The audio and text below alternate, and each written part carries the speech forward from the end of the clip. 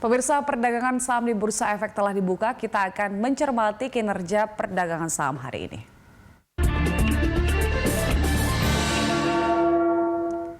Dan untuk mengetahui pergerakan saham hari ini, pemirsa, kita akan membahasnya bersama Kepala Riset Praus Capital, Alfred Nainggolan. Selamat pagi, Pak Alfred.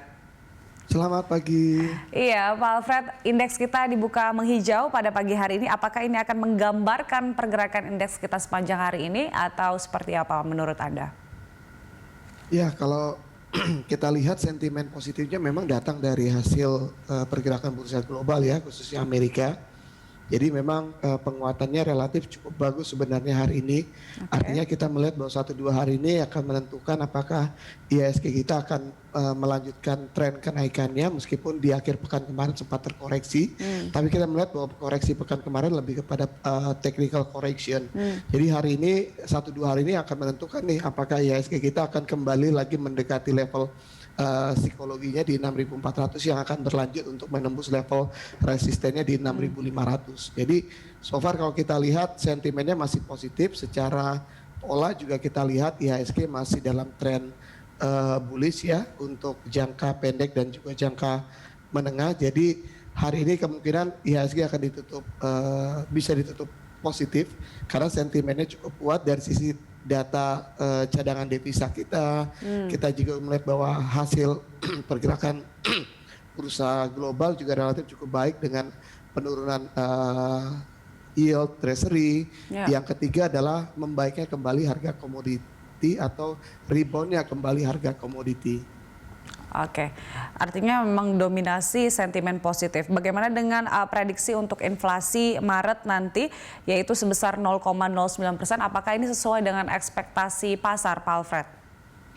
Iya, kalau inflasi sebenarnya tidak banyak mengejutkan ya, bahwa masih dalam koridor ekspektasi pasar untuk angka inflasi kita, dan memang untuk data inflasi sampai sejauh ini memang belum menjadi sesuatu yang memang diperkirakan pasar akan memberikan surprise terhadap pasar. Makanya kalau kita lihat bahwa ketika hasilnya relatif cukup bagus, masih dalam target konsensus, jadi reaksinya masih lebih kepada reaksi positif ya.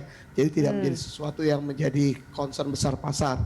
Nah, yang kalau kita lihat memang yang menjadi concern besar adalah tadi musim laporan keuangan yang biasanya disertai dengan penyampaian target-target dari emiten-emiten untuk performa mereka di tahun 2021. Jadi ini menjadi concern pasar untuk melihat bagaimana masing-masing saham yang nantinya juga akan mendorong pergerakan ke IHSG-nya.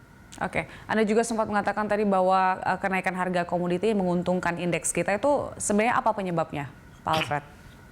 Ya, yang pertama tadi bahwa dari sisi GDP kita juga memang tadi kontribusi kenaikan harga komoditi cukup besar.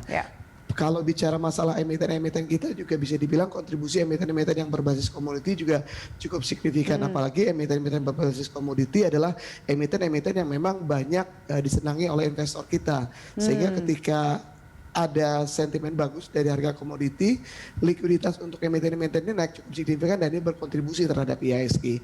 Jadi itu mengapa sentimen kenaikan harga komoditi relatif menjadi sebuah katalis yang positif atau yang cukup bagus sebenarnya bagi penguatan IHSG, tidak hanya dalam bentuk jangka panjang karena tadi berkontribusi terhadap sektor makronya atau GDP-nya, tapi untuk short term juga cukup bagus untuk IHSG kita. Baik, kalau kita lihat akhir pekan lalu itu sempat memerah ya, terkoreksi dan sekarang kemudian menguat kembali. Apakah Anda melihat ada potensi untuk profit taking pada awal pekan ini, Pak Alfred? Kalau profit taking justru terjadi di perdagangan akhir pekan kemarin ya, 2-3 hari perdagangan di akhir pekan kemarin. Kalau hari ini kalau kita lihat bahwa pasar mungkin cukup optimis bahwa dengan realisasi stimulus dari Amerika bahwa ini akan menjadi sentimen yang kuat terhadap pergerakan harga komoditi ke depannya. Sehingga ketika berbicara di awal pekan kemungkinan 1-2 hari bahkan 3 hari kemungkinan kita prediksi harga komoditi akan kembali bergerak naik atau bisa dikatakan rebound, dan ini yang membuat kenapa kita juga prediksi bahwa emiten-emiten berbasis komoditi di awal pekan ini akan mengalami rebound. Jadi ini yang memperkuat kita bahwa sampai sejauh ini dalam short term emiten-emiten berbasis komoditi akan mengalami rebound ketimbang tadi ekspektasi untuk adanya profit taking di saham-saham berbasis komoditi ketika harga komoditi sedang rebound. Baik, nah untuk komoditi sendiri ada rekomendasi yang bisa kita cermati untuk hari ini, Pak Alfred?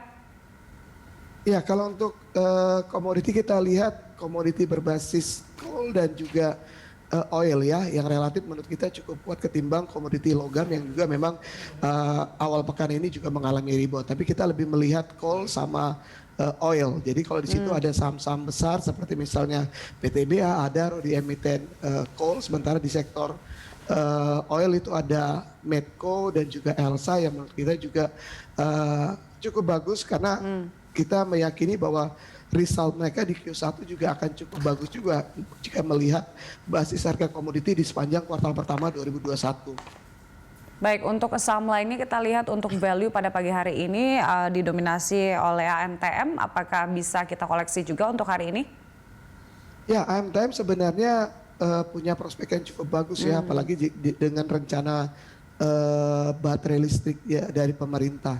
Cuma memang saham ini volatilitasnya cukup tinggi dan ini yang harus dicermati oleh pelaku pasar. Kalau untuk medium dan long term kita masih oke untuk harga sekarang di level 2.400, 2.500 bahkan sampai di level 2.600 juga masih oke untuk harga jangka panjangnya. Tapi untuk yang short term mungkin pasar harus lebih hati-hati karena tadi volatilitasnya tinggi, kenaikannya juga bisa dibilang sifatnya short term langsung terjadi correction. Nanti begitu ada sentimen positif dari kenaikan harga komoditi khususnya nikel, terjadi kenaikan lagi. Jadi itu yang perlu dicermati. Tapi kalau untuk medium dan long term, untuk Antam kita masih cukup oke ya untuk prospeknya. Oke, karena volatilitasnya sangat tinggi, jadi emang harus ekstra hati-hati untuk ANTM ya. Iya. Iya, Pak betul Alfred, sekali. untuk sektor lain seperti perbankan, apakah kita masih bisa melihat yang memang sangat prospektif di koleksi hari ini seperti BBCA misalnya atau BBRI? Iya, kalau perbankan juga untuk medium dan long termnya juga cukup bagus karena memang bicaranya temanya adalah tema recovery. Jadi kita melihat bahwa dengan disahkannya stimulus ini dari Amerika dengan jumlah yang cukup besar, ini semakin mengkonfirmasi bahwa memang tren pemulihan ekonomi global sedang mengalami recovery. Dan dalam kondisi seperti ini saham-saham di jasa keuangan khususnya jasa perbankan yang paling akan cepat recovery-nya. Jadi kalau bicara masalah apakah saham perbankan juga relatif cukup aman, kita melihat medium dan long termnya juga masih sangat aman. Bahkan short term ada potensi untuk mengalami rally ketika pasar sudah meyakini adanya konfirmasi untuk recovery ekonomi secara keseluruhan termasuk di ekonomi kita juga. Nah, rekomendasi Anda untuk saham perbankan hari ini Pak Alfred apa saja? Kalau di perbankan kita memang melihat bahwa Bank BCA BRI relatif cukup bagus ya. Tapi kalau saran kita untuk dari sisi potensi upside yang masih punya ruang cukup besar, kita melihat ada Bank BNI dan Bank Mandiri. Karena memang valuasi mereka masih cukup murah dan kita juga meyakini bahwa tahun ini akan ada pemulihan result mereka, performa mereka yang kita yakini ini akan menjadi sentimen yang cukup bagus terhadap harga saham mereka di tahun ini. Baik, nah selain dua sektor yang menarik tadi, yang cukup stabil untuk saat ini ya Pak Alfred, apalagi yang bisa kita cermati untuk hari ini? Ya, yang perlu dicermatin tadi bahwa properti dan telekomunikasi ini yang mungkin pasar juga harus lihat benar dengan baik-baik. Di kuartal keempat kita memang melihat adanya perbaikan result pada emiten telekomunikasi kita.